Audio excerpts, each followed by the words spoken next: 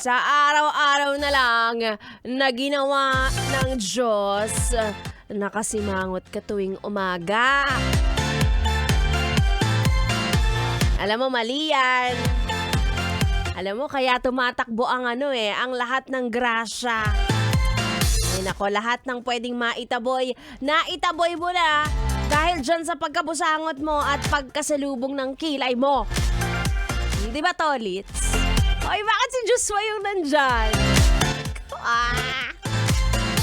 Coming from you. Ganun talaga.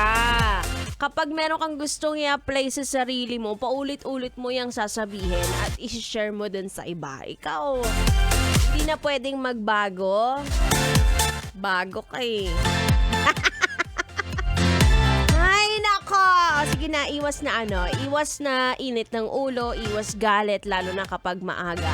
Dahil kapag inumpisahan mo daw ang umaga mo, nang galit ka, magtutuloy-tuloy na yan.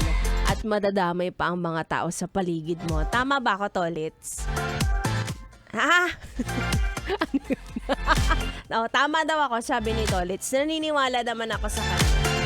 Kaya ikaw, kuya, na ayan, sumasalubong na naman ng kilay na parang higad. Bigyan mo muna ako ng isang ngiti. Diba? Para dalawa na tayong masaya. Smile ka muna. Smile ka na parang nakita mo yung office crush mo. Tapos binati ka ng good morning.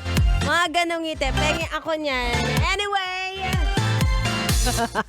kasama niya ako, Ganda Wanda, hanggang alas 12 ng tanghali. Dito lang sa 101.1.